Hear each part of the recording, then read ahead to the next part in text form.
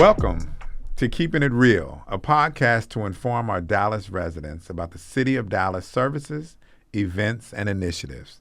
My guest today is Giudice, Director of Dallas Public Library. Welcome, and thank you for joining us today, Joe. Well, thank you for inviting me. Well, listen, why don't we jump right in? Today I want to have a conversation with you about our services to better understand some of our programs, activities, and classes that the public libraries offer in the city of Dallas. And so would you like to tell me a little bit about one of the reasons we're here today is to talk about, I think, a strategic plan that you're working on, right? Yes. And so it's going to study your facilities as well as just kind of where you're headed as a library. What's the purpose of that? Well, I'm a librarian, so I'm going to give you a little history. Okay. So it's really important, right? A strategic plan, having a direction. We don't want to be that ship without the rudder. So the last strategic plan we did for the library was back in 2016, and it ended in 2019. And of course, we had great plans for 2020, and we know what stopped those plans, right? Mm-hmm. COVID. Prior to that facilities study, the library had not engaged one of those since 1999. Oh, wow. Yes. So, and that plan was to cover 10 years.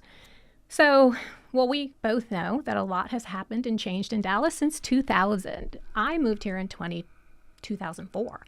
Mm-hmm. And the changes are remarkable to me just in, the last 19 years. So I think we're really lucky to have this opportunity to get feedback from our community, right? And we were very grateful for the Friends of Dallas Public Library to help pay for this plan. So they paid half, so it was a public-private partnership. So we're grateful to them.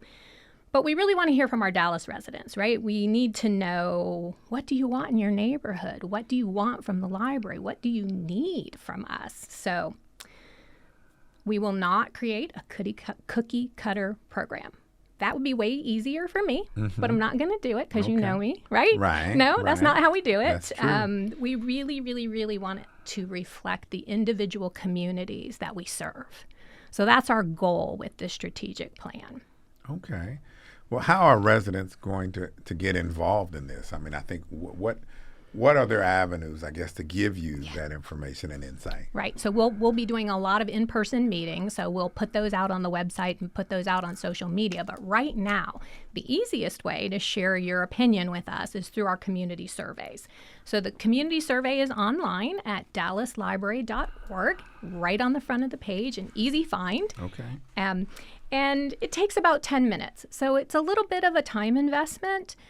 But there are a lot of great questions. You'll also learn a lot because some of the questions you'll read and you'll say, well, I didn't know the library was doing that. So, and then we really want to hear what you think we should be doing. Like, well, yes, you've been doing that, but why aren't you doing this? Also, we really want our customers to tell us when they go to the building, is it welcoming? Is it ADA accessible? Do we need more computers? Do we need less computers? Do we need community space for meetings? So there's a lot of questions. I won't lie. It's a little time investment, but the importance of gathering this data and this information will really help us plan our future so that we can serve the residents of the city of Dallas. Well, it sounds obviously the way you described it, that it's really, the purpose is to find out what residents really want in their libraries. I guess when you step back, though, how do you think this will match up with the broader City of Dallas priorities and some of the things that we're working on? Well, so we're always focused, right, on the city's goals as well, being a City of Dallas department. And so we're striving for excellence. And I know what I think is excellent in a neighborhood, but I don't live in every neighborhood. So really getting that feedback is what we need. I did forget to mention that you could actually visit a location. We have feedback stations in every one of our buildings. All 30 of our locations have a feedback station. So if you're not savvy, you don't want to go online, you can still share information with us. So visit any location. Visit frequently.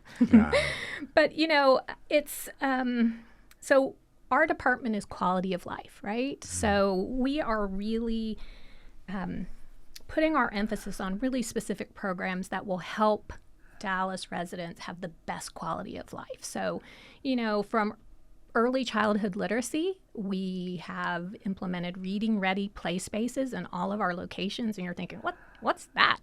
Well, it is a play area for 0 to 5, right? And you may not know because it's been a while since your kids were that age, right? Mm-hmm. But you were your child's first teacher. So having that interactive play, the building blocks, the letters, the colors, the numbers really sets these children up for success in school. And we need to do that early, that 0 to 3 when brain development is happening. So the library is helping with that in early literacy. Also, workforce development, that's a city goal. Mm-hmm. And the city has really done a great job offering people who maybe have a hard time getting a job. So the library is a place where you can come in with any request. And I say that because we have so many great staff. Like the excellence, the education there is wonderful. But if you've recently been incarcerated and you don't know where to look for a job, we can help you so you don't waste your time applying to a company who won't hire you. We have a list of companies who hire with those credentials. We'll help you refresh your resume. We'll help you write the first one if you've never had one, right? We'll help you find a job and help you through the application. And really the best part of our job is when people come back and say, I got the job, right? Well, listen, Joe, I'm going to tell you, I'm city manager, and I didn't even know you were doing things at that level. So definitely I would encourage people to figure out how they get into our libraries and really take advantage of some of these services.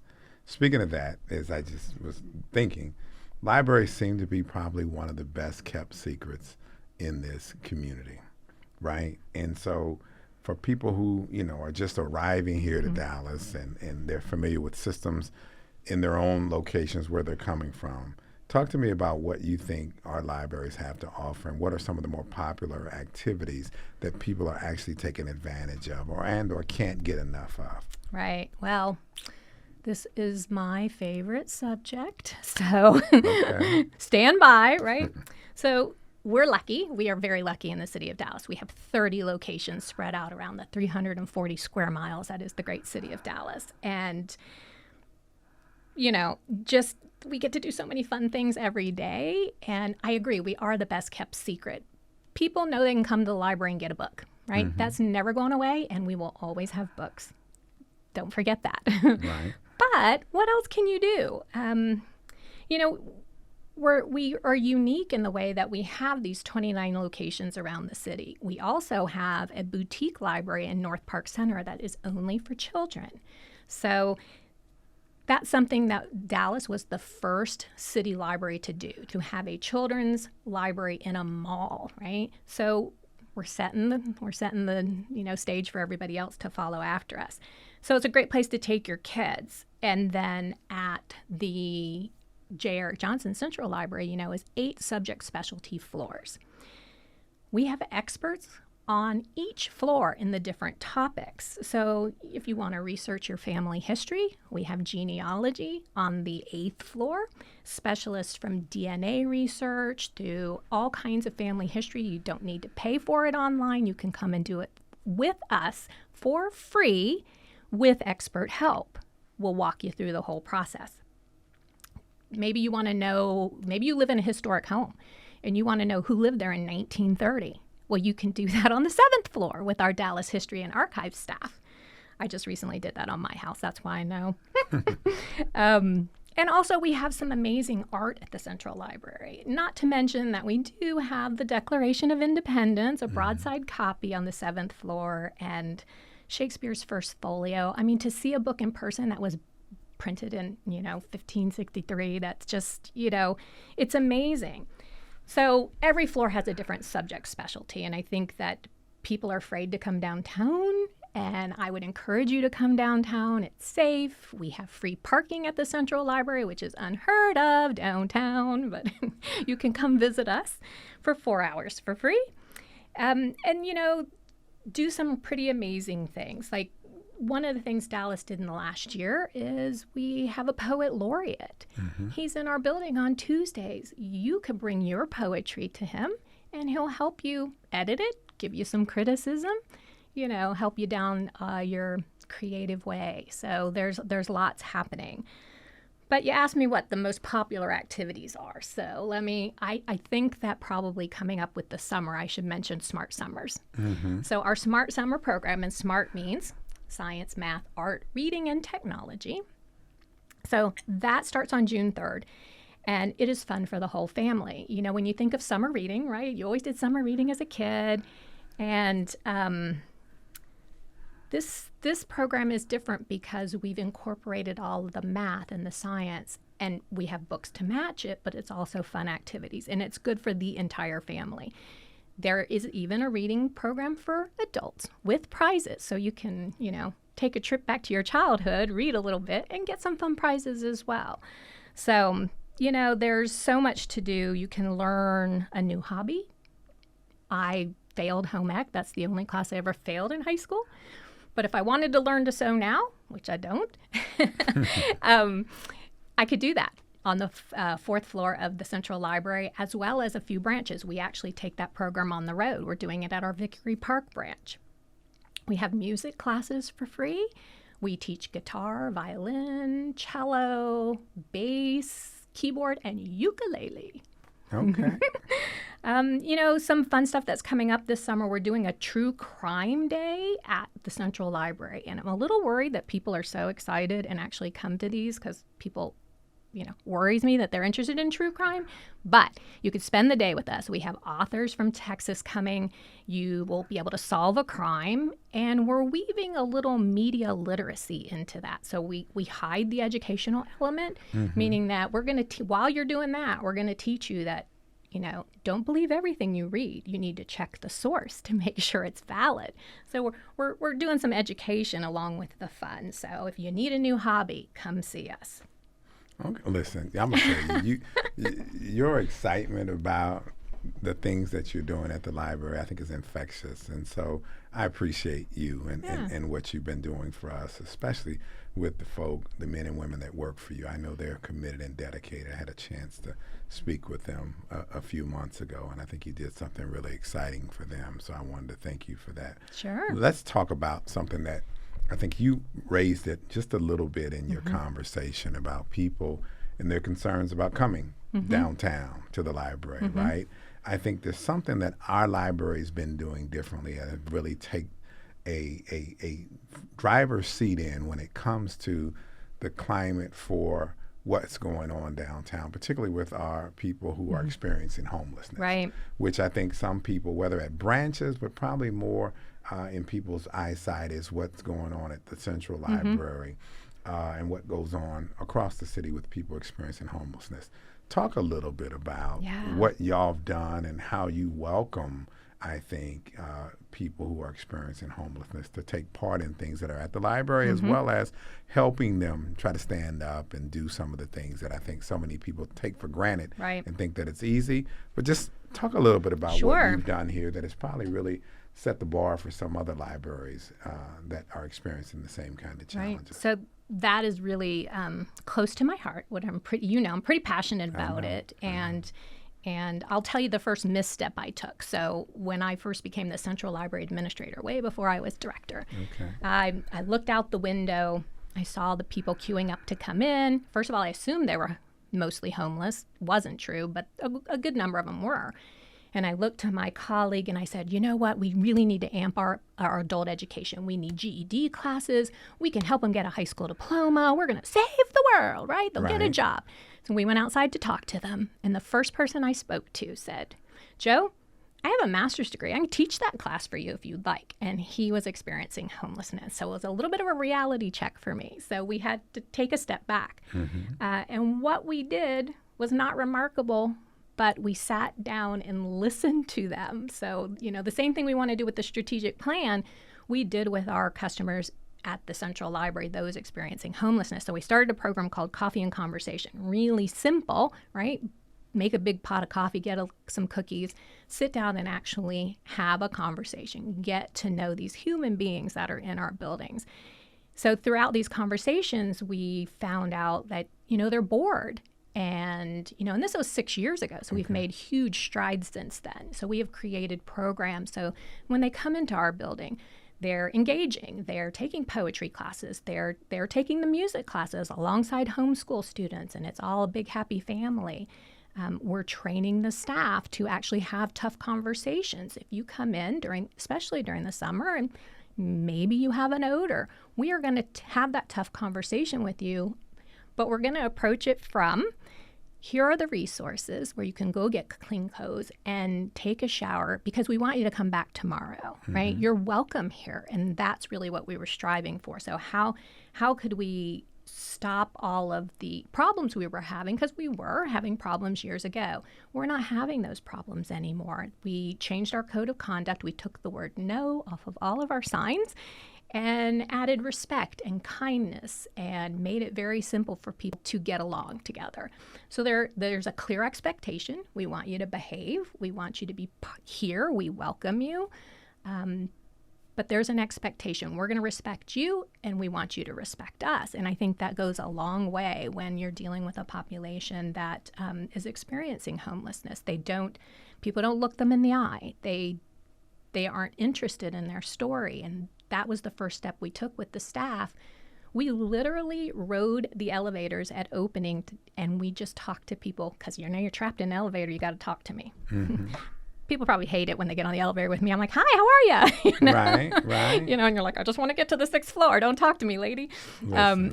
Well, listen, I think I've had some conversations with some families. And so I guess hearing it from you, they should feel comfortable and safe coming down to our central library. Absolutely. Yes. Well, listen, I know y'all have worked hard. I think you've worked with our Office of Homeless Solutions. We have.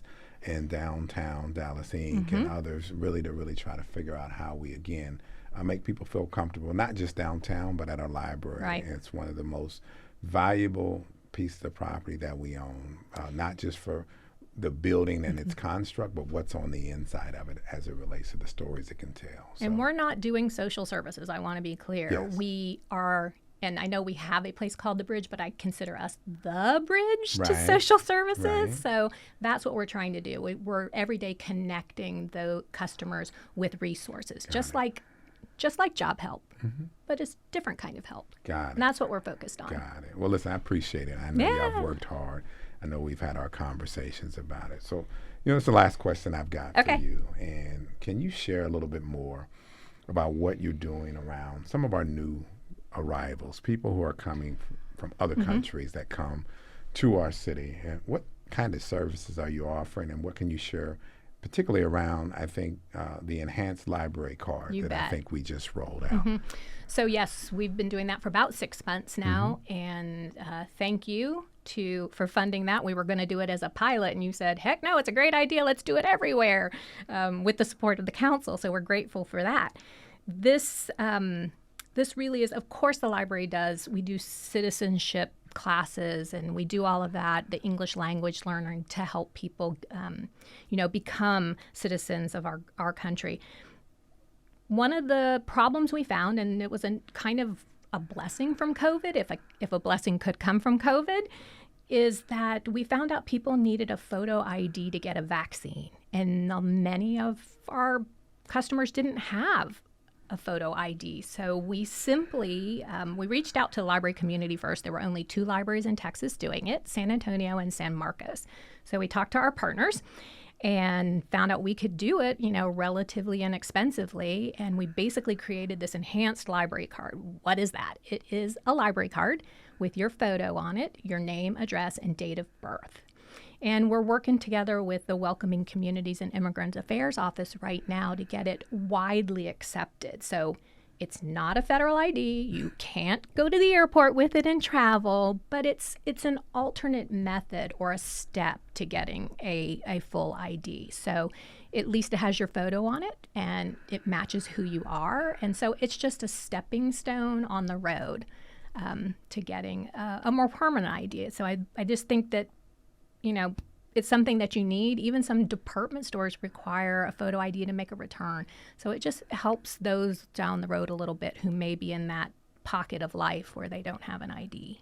Well, listen, one, thank you for allowing me the privilege of funding that program. I think that's going to be important. Yeah. And more importantly, thank you for your service as our library director. Yeah, I my think pleasure. your passion and the types of things that you've been bringing and putting forward to really advance our library system, and your advocacy, obviously, for the kids as well as just libraries in general. Again, I think I've appreciated. So listen, thank you. Thank you for joining me on the show today. So audience, thank you for Giudice and what she's doing for our city. My pleasure.